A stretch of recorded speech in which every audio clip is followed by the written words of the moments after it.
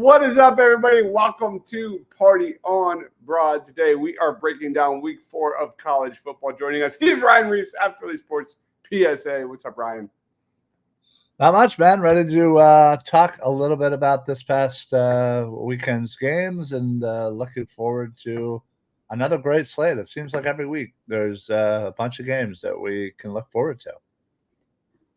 Yep, lots of fun ones today. Before we go forward, let's take a step back and talk about the biggest takeaways and winners of week 3.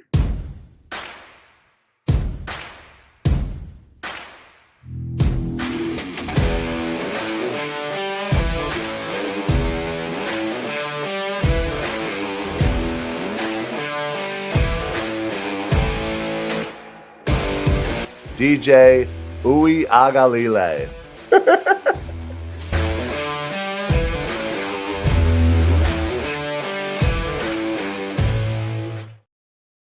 Man, it's funny looking back at that. What a horrible season for Florida State right now.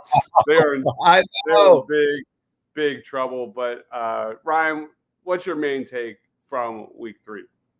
I think this past slate of games, yesterday and Friday for the most part, you saw separation from those that are actually contenders and those that are pretenders. And it's right before we get into like the real start of conference play. You saw Miami, who again hasn't really been in the spotlight, so to speak. They're back. They are absolutely back. You saw a team like Notre Dame who got completely blindsided last week. They were a little PO'd, let me tell you, and they want to get back after their tough loss last week. But yeah, I saw a lot of separation. I saw the ACC, which was certainly disappointing with, as we just mentioned, Florida State. The Owen Wilson jokes are flying. If you don't know what that is, but we were just talking about this yesterday too. Pitt, they're 3-0, and they might have an outside shot to win the ACC, thus giving themselves an automatic berth into the playoffs. So the ACC is wide open right now, and it's who knows? Wild things can happen, but again, I think there was a clear separation between those that are going to be contending for playoff spots and the title, and those that just are going to putter out before time's long enough. So that's a really good one. I'm going to go to the SEC, and of course, as I always do. You saw Alabama, Jalen Milroe, just roll week 3. Jalen Milroe cementing himself as a potential Heisman. We saw another true freshman in Ryan Williams, another Ryan, a like 6-foot Devontae Smith-esque wide receiver that's just lightning fast. And we talked about Jeremiah Smith of Ohio State last week. This week, it is a guy named Ryan Williams that we're going to be talking a lot about for the foreseeable future, and is going to be an impact player as Alabama gets ready for their college football playoff race. And how about Arch Manning for Texas, stepping in for Quinn Ewers, who got like an abdominal strain and just comes right in, like literally 2 of the first 3 plays, bang, bang, touchdown. Oh, I think it was. I think it was 2 of the first. Yeah, I think it was 2 of the first 3. Yeah, it was insane. Yeah, and he ran for a 67-yarder. I put it on my winners. Like every single 5-star recruit over the next couple years is going to be kicking down the door of the Texas Longhorns to play with this guy. It was neat to see Arch Manning be more than just a name. The arm talent, the arm strength, all of that was there. And that was really fun to see. And then we also had a new maybe possible contender in Washington State. that really made some noise. They upset Washington. John Mateer, I don't know if you have seen him yet. He's a sophomore, more of a running quarterback, kind of shaky when it comes to throwing the ball, but the tools are all there. So it was a really fun week, more offense than defense for sure. But how about your Pittsburgh Panthers in the backyard brawl being, I think, one of the best games of the weekend? Yeah, that was, I got a little worried there. They were down, but man, they kept with it. And I mean, they did the same thing, the previous week, and they don't mind playing from behind. And I think they're built, a pretty tough. And that the quarterback there, Holstein, I really like. I'm pretty sure he's a freshman, redshirt freshman, so he'll be there for plenty of years, and hopefully they can build around him, and hopefully they can make a little noise here this year to help build even quicker. So yeah, it's fun to see Pitt actually being relevant again. It's nice. It's going to be a really fun college football playoff.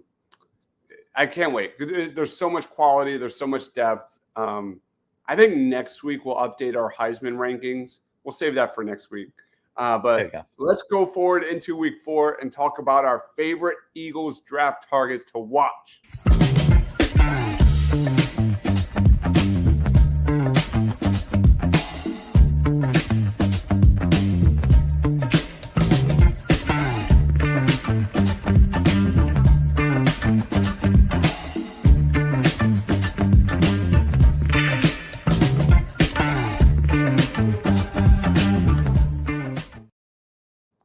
Eagles draft targets to watch, dude. Who are you going with, man? So, in a shocker, I'm going back to my linebackers, and I'm going to go with Iowa linebacker Jay Higgins. This is a guy that they just lost a tough one against Iowa State last week. Came back this week and handled Troy pretty convincingly, as one might add. Is to be expected. But yeah, Higgins leads the team by a lot in total tackles with 25. I think the next closest guy is at like 17. He has an interception, a forced fumble already in 3 games. This is a guy that really just honestly is one of those sideline to sideline kind of guys who not only is just padding stats and getting those tackles, but they're solid tackles. They're routine. They're clean. He's really kind of textbook with his form, wrapping up, and rarely has a very low missed tackle rate. So that reliability right there is something that the Eagles could certainly use. He's got pretty decent coverage skills for being an off-ball linebacker, and honestly shows the willingness to be out there and in those coverage situations. So I will say too, he has special teams experience as he's done kind of earlier in his collegiate career. So really, as kind of he develops into a NFL linebacker, this is a guy that certainly can fill whatever role is needed. He probably could use a little bit of bulking up. Might struggle strength to strength against some of these bigger, more powerful tight ends, so to speak, and some of these bigger backs. But I don't see that as being a problem. I think that's something that they could kind of easily get by. But he right now is Iowa's heart and soul on that defense. And again, I know that the Eagles love themselves team leaders and kind of guys like that, and he fits that mold to a T. So watch out for Jay Higgins from Iowa. I believe next week. I think they start their Big Ten play against Minnesota So that'll certainly be a nice Saturday evening game to watch for sure. Jay Higgins was number 10 on my preseason linebacker ranking, and he was your number 8 linebacker. Yeah, I like him. Yeah, he's a really good one. As the Ravens have almost just lost to the Ravens. That's insane. Really? What a wild week 1 in football, but that's Oh my gosh, this is week so good. Week 2. I'm going to talk about it's not our game of the week, so I feel like I need to talk about it because I'm really excited to watch this matchup. I think it's an underrated matchup. I'm talking about Nebraska versus Illinois, 2 teams that have been really impressive so far this season. You look at Nebraska, they have been killing it. They've got a freshman quarterback in Dylan Raiola, 73% completion percentage, 5 touchdowns to 1 interception. You look at the other side with Nebraska, they have been rolling teams as well. Illinois, they've been playing really well. They beat Kansas, who I really liked heading into this year, and then they shut out their other opponent. But the guy I'm talking about here is Tommy Hill, because I think he's going to be a major impact guy to watch. Tommy Hill, in a previous week, went up against Travis Hunter, who we can all agree is a top 10 talent in next year's draft, wide receiver, cornerback. It doesn't matter.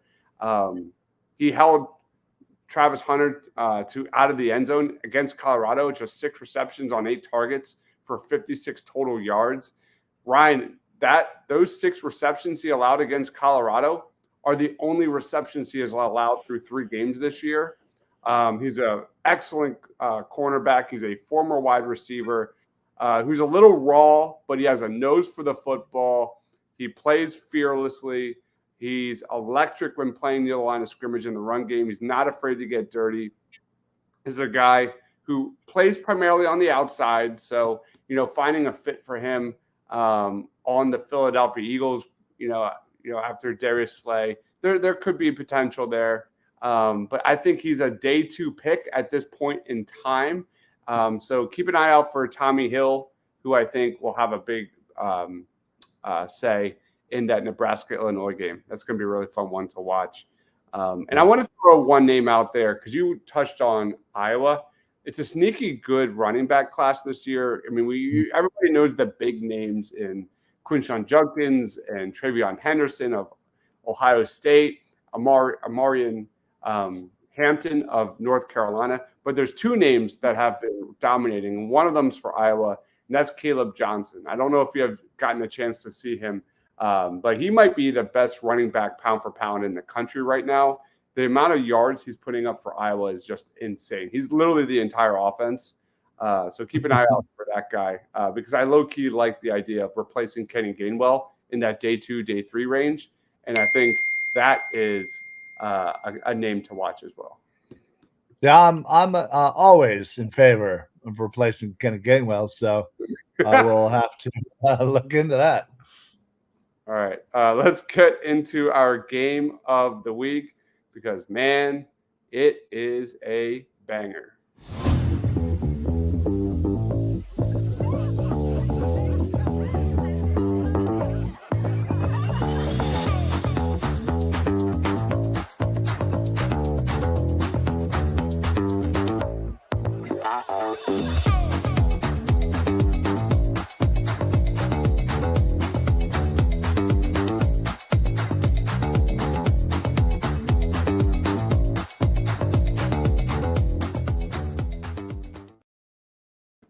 Game of the week, Tennessee versus Oklahoma, man. Just 2 young quarterbacks going at it. We're going to break down our matchups to watch. We're going to talk about some big names, players you should be watching. Ryan, do you want to take it first? Or do you want me to go first? You go first, Harry. I know how much you love Nico, so go for it. Yeah, you look at the Tennessee Volunteers, year 3 of the Josh Heupel era. It is, really starting to show its magic. This is a team that's finished back-to-back seasons in the top 20, something it hasn't accomplished over the last 19 years. They've got an incredible passing attack led by Nico Iamaleava. Let me get his graphic up because this is one of my favorite dudes in the entire college football scene. Number 2 overall recruit in the 2023 class. He's 6'6", massive arm, legit mobility out of the pocket. He's operating within one of the more quarterback-friendly systems there is in college football, period. So far through 3 games, nearly 700 passing yards, 6 touchdowns, 2 picks, just 3 turnover-worthy plays. He's got a QB rating of 122, 98 yards on the ground, and a score. And he's only taken 2 sacks this season. When you deep dive into the numbers, he's been excellent against the blitz, 103.2 QB rating when blitz, 3 touchdowns, 0 turnover-worthy plays. This is a offense that is clicking on all cylinders, and they've got an underrated running back as well, and his name is Dylan Sampson. He was the number 2 running back behind Jalen Wright in 2023, one of my personal favorite. I think he was my number 1 running back in last year's class. This year, he's got the reins, and you look at last year, he forced a missed tackle on 29% of his attempts. This year, he's got over 100 yards per game, all 3 games so far this season. In fact, he's got 9 touchdowns and 13 runs of 10 yards or more so far. So keep an eye out for Dylan Sampson and Nico Iamaleava. It's going to be really interesting. I think it's in Oklahoma. So seeing him, I mean, he doesn't have a lot of experience. So can he handle the pressure of the Oklahoma Sooner Stadium and their fans is going to be really fun to watch. There's a lot more to unravel, but I'll throw it to you next, man. What do you want to talk about? Yeah, listen, this was the game of the week in a week that we have I think 4 or 5 total top 25 matchups. This is just the more electric matchup here, as you said, with Nico versus Jackson Arnold. 2 Heisman potentials. The Volunteers absolutely just demolished Kent State 71-0. I think they were up 65-0 at half, and then they were like, all right, that's enough, guys. Like, people were thinking they were going to score over 100, but meanwhile, the Sooners did defeat Tulane 34-19. But you look at Nico, and this guy, honestly, you said it perfectly. He can do it all. He has the arm talent. He has the vision. He has the legs. He absolutely just can do it all. And Jackson Arnold also has a strong arm here to kind of keep up. I think last I checked, the Volunteers were a 6.5 point favorite. And I think the line is set for 59.5. So they are expecting a lot of points to be scored here. But yeah, you don't, certainly don't sleep on Tennessee's run game outside of Nico. As you say, Sampson, with almost or a little over 350 yards, Bishop with over 200 yards. Compare that to the running game of Oklahoma with Barnes getting 126 yards so far this year. So Oklahoma passes a lot, whereas Tennessee kind of does it all.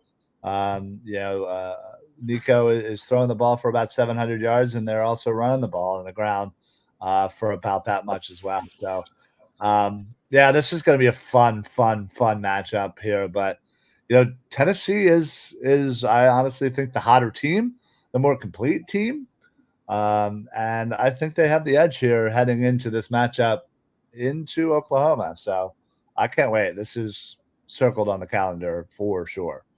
I can't wait, man. All right, let's jump into some other players to know. You've got Omar Norman Lott. He's a huge defensive tackle prospect, a guy that, if you're a Senior Bowl sicko like myself, definitely a name to watch out for sure. Then you've got an interior offensive lineman in Javonte Spraggins, kind of a day 2, day 3 kind of guy for Tennessee. We're not going to get deep down into that. Well, that's for another program down the road. But you talked about Jackson Arnold. A lot of good, some bad. Shows a lot of poise and composure in the pocket. He has a quick release. Where I'm a big Temple guy, and he torched the Temple Owls.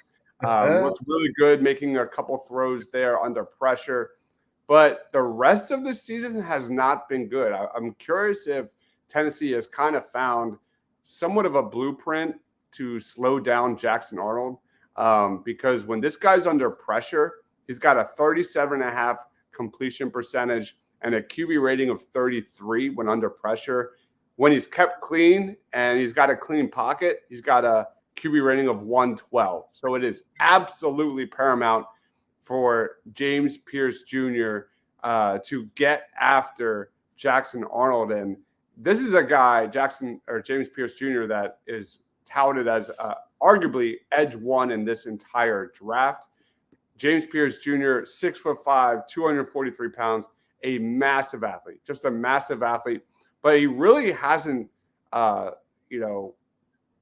it going this season. This season, he's only got 6 pressures, 0 sacks. He's only got 1 tackle and 1 missed tackle and just 1 run stop. So, Tennessee's blowing out their opponents. But I would like to see in this huge matchup, James Pierce Jr. get under the skin of Jackson Arnold. I mean, you look back at last year, this guy reached 23 miles an hour on a pick 6 during the Citrus Bowl last year, which was among the top 15 fastest speeds in the country, regardless of position. He was 3rd in pressure rate among FBS edge rushers.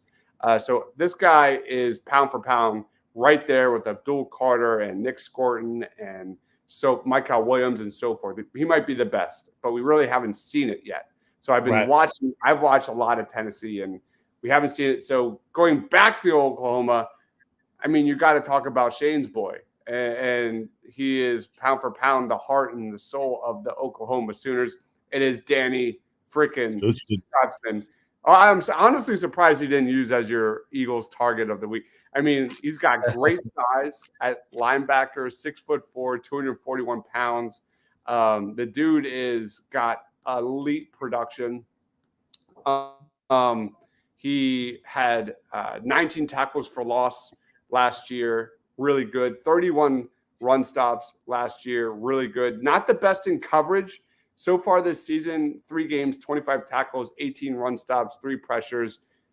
Little concerning. He has 5 missed tackles, albeit 4 came in week 2. But yeah, this guy is a really fun one to watch. And I can't continue without bringing up Billy Bowman Jr., who had, Oklahoma was in big trouble last week. I forget who they played. I'm drawing a blank right now, but the opponent had the ball at Tulsa. They could have Tulane or one of those 2 teams. I don't know. One of those 2 teams. Yeah, they could have taken the lead late in the 4th, but Billy Bowman came up and intercepted a deflected pass. Billy Bowman Jr. is also a really good safety prospect. Yeah, no, he absolutely is, and he's definitely certainly a name to watch. But you hit it right on Pierce. This needs to be his not that he needs to come out, but this kind of needs to be his hey, welcome to the top 10 party. Yeah. And if he can dominate and he can show out and get Jackson Arnold on that ground a couple of times, national spotlight, huge moment, that could absolutely up his draft stock for sure, which is already super high. So it's just this year he's just been a little slow starter. So one big name to watch. There's 2 big names, and both are coming off injury. Branson Hickman got injured during the Temple game, and he's pound for pound one of the best centers in college football. Another day 2 guy. So keep an eye out for that. He did practice last week, so there's a good chance he plays. And the other big name to watch, wide receiver Nick Anderson, who put up monster yards last year, one of the best vertical threats in college football for Jackson Arnold. He was practicing. He did not suit up last week. And then Deion Burks is more of your slot kind of burner dude. Keep an eye out for him too. He puts up a lot of yards. Any other comments on this one before we get into player of the week predictions? No, this one's just going to be fun. Honestly, I think you have two strong arm quarterbacks going to sling it. And yeah, I mean, I have a feeling that over is going to get smashed. Smashed. Yeah. I agree. I fully agree. I feel it's going to be which young quarterback limits the turnover worthy plays and things like that. It's going to be a great match. Absolutely. It's one of those, big spotlight moments, a lot of pressure on the line, and this and performing in these type of moments are what builds your legacy in college football and what builds your draft stock right here. So time's yours, boys. Like, step up. Yep. All right, let's get into our player of the week predictions.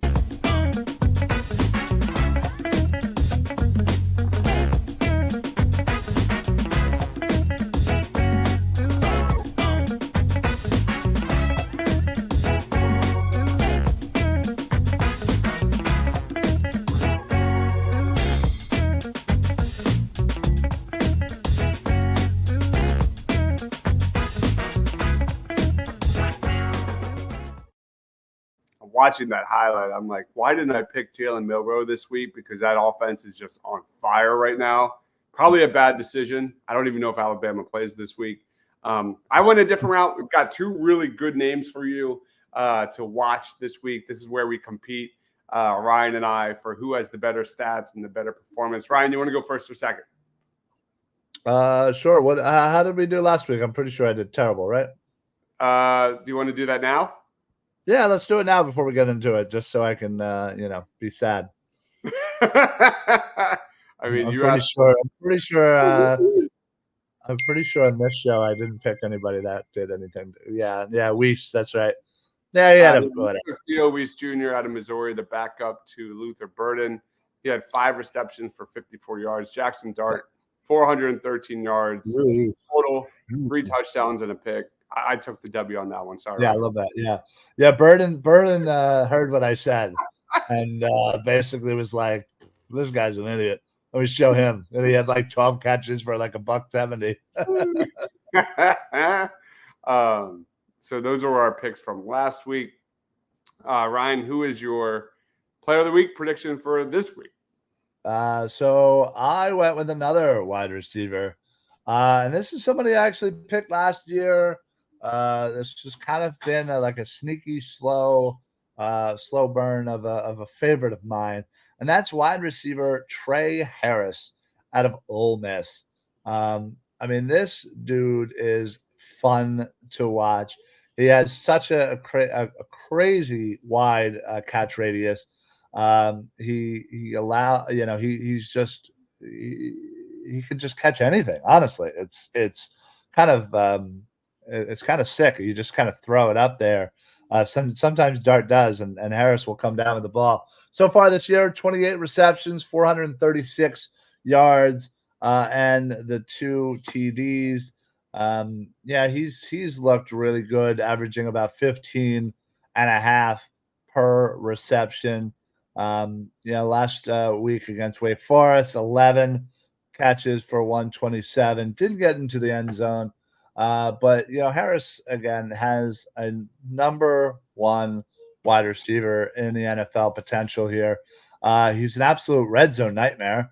He's tall, he's big, and he uses that to kind of leverage against his defenders, just leaping over them and able to come down with the ball into the end zone.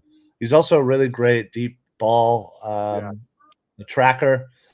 Just knows exactly where to be, knows to follow it. It's almost like he slows it down somehow and just is able to get his body in position. And that's the other thing. He has the flexibility to kind of put himself in those positions when needed. Great hands, strong hands, and just production. honestly, he's a guy that will produce and will absolutely come down with a ball when needed.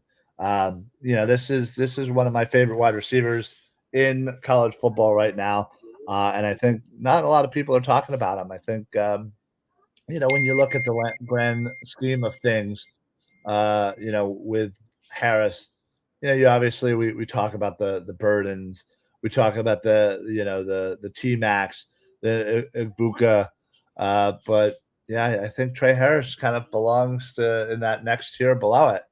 Um, I don't know. I love this dude, and he has, a kind of an easy matchup this upcoming week. For the Ole Miss Rebels against Georgia Southern. So look for him to eat and put up big numbers. Trey Harris. Trey Harris is so good, man. And I remember you brought me to him last year early on, and this is one of the premier intermediate to deep threats in college football. In fact, Jackson Dart, when targeting this guy in medium to deep routes, 9 of 12 targets, 2 touchdowns, and Jackson Dart has a quarterback rating of 156.3. That duo is elite as it gets in attacking downfield. So keep an eye out for Trey Harris. I think he's a boundary, kind of an X receiver at the next level, day 2 kind of guy. The wide receiver is loaded this year. It sucks he's in it, but he's really good. We haven't even heard about Juice Wells, who's like a legit wide receiver himself, and he barely touches the ball. It's mostly Trey Harris and Henry Parrish Jr. at the running back has been getting the bulk of the carry so far. So that Ole Miss offense is legit, man. It's so legit. I'm gonna go with one of my favorites. It is Ashton Jenty, who I think has first-round potential. Certified beast through 2 games this year, averaging 10 yards per attempt on the ground, 459 yards. He's got 9 touchdowns, and he's got 9 runs of 10 yards or more. He's got 18 first downs. He's got 18 forced missed tackles. He's only got 5 receptions on 8 targets for 13 yards this year receiving. But trust me, he's a really good receiver. He doesn't have elite size, but he's got good frame, 5'9", 215 pounds-ish. Low center of gravity kind of dude. Explosive, runs with a physicality. He can, hit between the tackles. He can turn the corner. This week, Boise State takes on Portland State, Brian, who is 0-2. It's a defense that's giving up 56.5 points per game.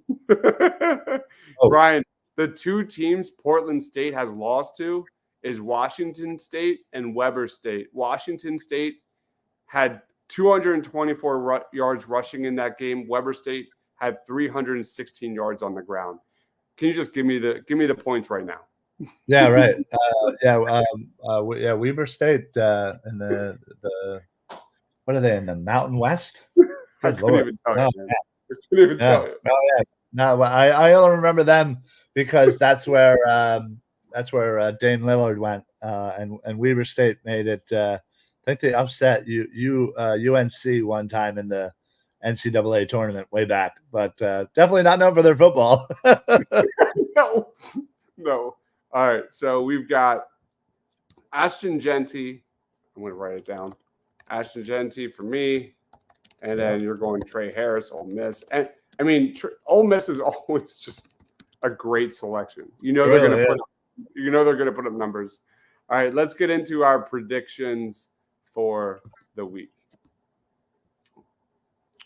There it is.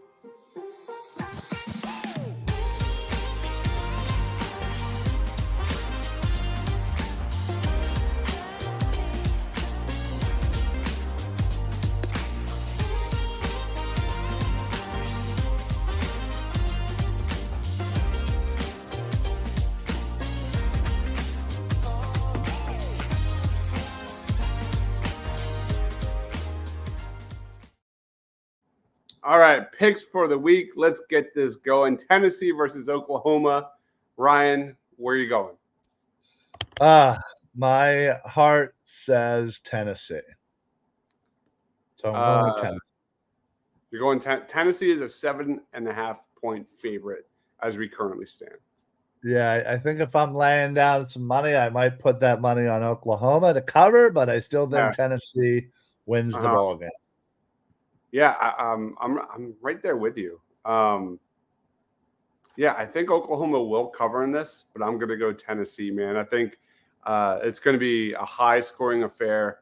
At the end of the day, I trust the Tennessee offense a little more than I do the Sooners offense, and I'm hopeful that James Pierce Jr. gives us a show. Yeah. Both going Tennessee. Yeah. USC versus Michigan. This is tough, but again, USC is a 6.5-point favorite. That's wild. That's wild. What has USC done? Honestly, I'm going with Michigan here. I don't believe any USC love here. I know Michigan didn't look great against Texas, but I think they bounced back this week. I think they'll continue to bounce back against USC in this Big Ten, first time ever Big Ten matchup. Oh man, I am so in on USC in this one. I'm sorry. Davis Warren stinks as a quarterback. I forget who they played, but Michigan did not look good. He had 3 interceptions against a bad team. Is Alex Orji going to step in? I don't know. I think Riley Moss, I think that's what his name is, the quarterback for USC, is actually he really impressed me in that one game. Actually, you're right. I'm going to go USC. Illinois versus Nebraska. This is a game that I'm super excited about. Both teams sitting at week 4 at 2-0, or both are undefeated. You saw Illinois take down Kansas. You saw Nebraska take down Colorado very convincingly. And Big Ten West, man. Love the Big Ten West. Where are you going? Yeah, listen, I think I'm going to give the nod to Nebraska, considering it's in Nebraska, and those fans are absolutely insane. I think these are pretty evenly matched teams, but I got to give the nod to the home field advantage here. I like it, man. I like that a lot. Dylan Raiola, I'm probably butchering that name, is the best. Raiola, whatever. Yeah, he looks good. I like him. He's the best quarterback no one knows about. And he's hit, again, 73% completion percentage. It's insane. What a huge test for him. Give me Nebraska. I'm going to go Nebraska on this one. All right, Utah versus Oklahoma State. Obviously, Ollie Gordon is one of the best running backs in the country. This one very much depends on whether or not Cam Rising will play for Utah. He cut his hand 2 weeks ago. He did not play last week, which I was a little nervous about because I thought he was fine. Right. But luckily, because Utah was losing like in the second quarter and pulled it out in the second half. So that's big. So that's definitely something to keep an eye out for. Where are you going between Utah and Oklahoma State? By the way, Oklahoma State is a 2.5-point favorite. Yeah. And this is at Oklahoma State, so that's probably why they have that. Yeah, you're right. This does depend on Cam Rising. So because of that uncertainty and because of the home field advantage, I'm going OK State. I think any other circumstance, I might be picking Utah here, but I do like Oklahoma State, and I just think give me, when in doubt, give me home field advantage and give me, somebody playing against an unsure starting quarterback. So, yeah, that's a really good one. My brain says Oklahoma State, but like when Cam Rising plays, like Utah, I know. He's the difference maker for sure. He's efficient. He's not a great NFL prospect by any means. I think he's like 24, 25 years old. He's been in college forever, but the dude wins games. He straight wins games. And I really like that Utah defense. God, just for the sake of being different, give me Utah for the hell of it. Let's do it. Why not? Why not? Let's do And it. then we get to TCU versus SMU. Preston Stone, the quarterback for SMU, is very solid. And then you got your boy RJ Maryland, I think, for SMU. And then TCU lost a tough one to UCF this past week. By the way, we'll go to points after this, just to kind of update where we're at. Where are you going between TCU versus SMU? This is going to be another close game. And I'm expecting it to be one score, potentially, last second kind of thing here. My brain is telling me TCU. Again, losing a heartbreaker. I think they're going to come out a little bit more motivated. Yeah. They are away, so they certainly got to step up. And normally I would go the other way here, but something's telling me, give me them Horned Frogs, baby. Yeah, I'm going TCU. TCU had a huge lead over UCF. What a comeback by UCF. Yeah. I'm going redemption game, TCU both ways. Yeah. All right. Just a quick look back at where we stand from last week. We both had Arizona beating Kansas State. Not doing that again. Kansas State looked really good. Led by that quarterback. What was his name? John? No, not John Mateer. The quarterback was Avery Johnson. Avery Johnson. Right. Looked really good. We both had Georgia barely squeaking. Oh my gosh. I know. I was looking at that. I was like, what is happening? I know. I've never seen Carson Beck that shook. Oregon looked really good. Utah State came back and handled business. And then I had UCF. You had TCU. Let's jump into. Yeah, by the way, I would just like to say if TCU screws me over once again, I will never pick them ever again, nor will I ever pick any one of their players ever again for any targets or team of the weeks or player of the weeks. None of that. They're done. I love it. Why don't you go first, man? We'll do our 3 picks of the week. We can't do repeats. We've been doing this. This is what, week 5, I think, considering if you include 0, 2, 3, 4. Yeah. So who you going with your locks for the week? All right. So I, at this point, I might have to have you fact check whether or not I have taken this team before, but I'm trying to think outside the box here. And this first one, I know for sure I've never taken, nor would I have ever thought I'd be taking them right now. And I am going to take the Indiana Hoosiers over the Charlotte 49ers.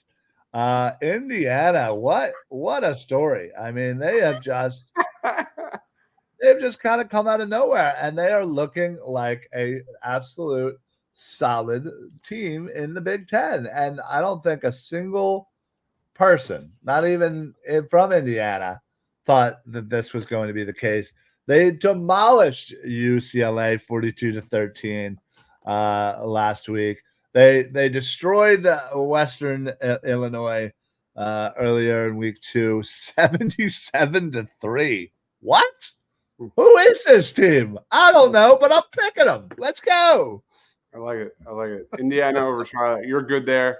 All right, I'm on the clock here. We do this snake style. Yeah, you got 2.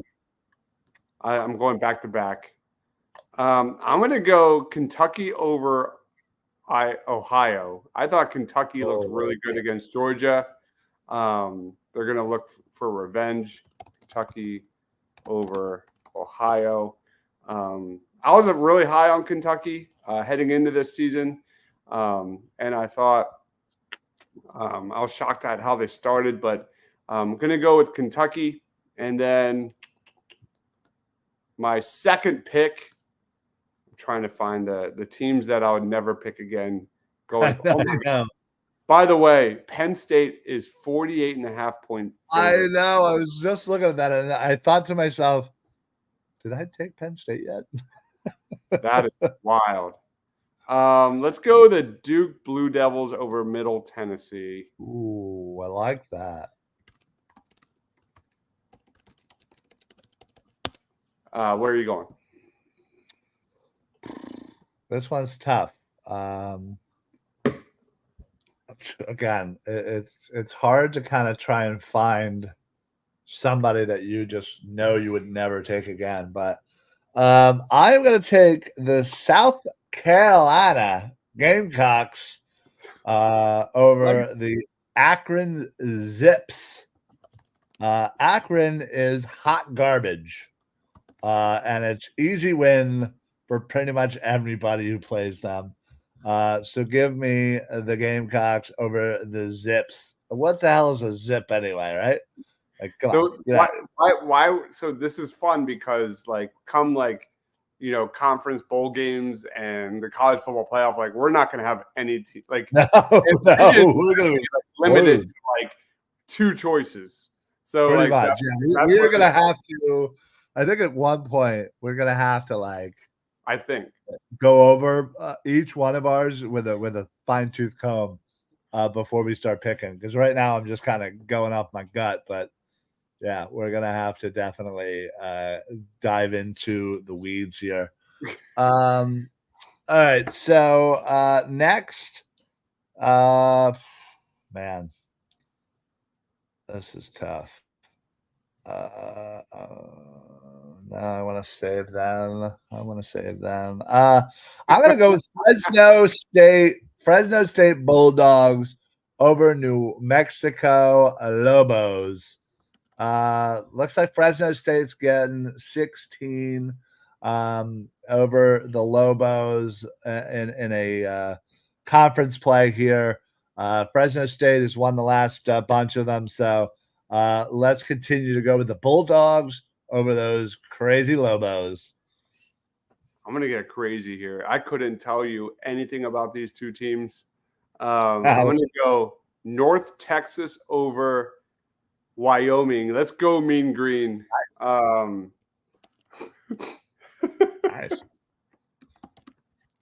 Wyoming. No, I did that backwards. North Texas over Wyoming. I can't even spell Wyoming. Yeah. North Texas is the one who's favored by 9.5, 10.5, depending on what you're looking at. Yeah. Didn't Josh Allen come out from Wyoming? Did he? Yeah.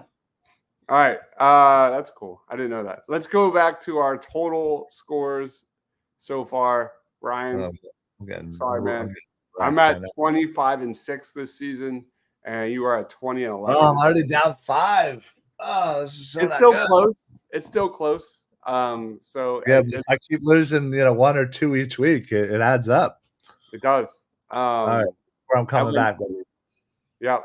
As you can see there on the right is my winners of the week. There's shorts on every single one of those guys on the channel. If you want just kind of an in-depth kind of analysis on what they did, that's what we do here. Ryan, let's wrap it up, man. Final thoughts on week 3. Final thoughts on week 4. Plugs. Time's yours. Yeah, it's funny. We hyped up Kansas State and Arizona as the game of the week, and Kansas State didn't agree with us. They were like, "We got this," and everybody for the most part was picking Arizona, and now Kansas State has the leg up for that conference right now. So, other teams are now trailing, so they're in the driver's seat, but. Yeah, there were a lot of great games. Obviously, it was awesome, as you were talking about earlier, to see Arch Manning. And it was funny. I saw an interview with Peyton. I'm pretty sure with Pat McAfee. He was joking, saying that clearly the athleticism skipped a generation. From their dad, from their dad Archie to Arch, because man, he can absolutely move. And he can still sling it too. So it'll be fun to watch him grow, whether or not he gets much playing time the rest of the way. But I will say for week 4, there's a lot of great matchups that we talked about: Nebraska, Illinois, There was USC Michigan. A fun thing I saw Northern Illinois crack the top 25. Yeah. Yeah, that was cool. Utah, Oklahoma State, and then of course our Tennessee and Oklahoma. So have fun with those games. Obviously, I'm going to be watching more of my Pitt as they continue to dominate the ACC. Let's go!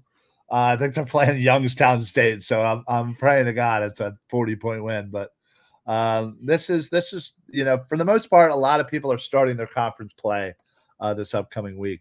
And that's when things get fun, rivalries and so on, and you can kind of see how the conference are going to get molded with some of these next couple of games. So it's fun. Stick with us and make sure you're checking out all the shorts this guy makes.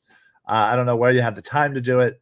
I don't do them, and I'm tired all the time. So I can only assume that you are on some illegal drug that allows you to stay awake longer than most people. And if so, please share. I need it. It's called Tito's. Lots and lots of Tito's. Oh, well, okay. I could do that. Also, can I just say Marvin Harrison Jr. Has arrived.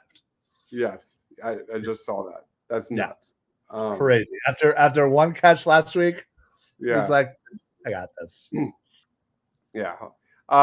Guys, thank you everyone for watching. We're going to close it up. Again, thank you everyone for watching our previous shows and this show.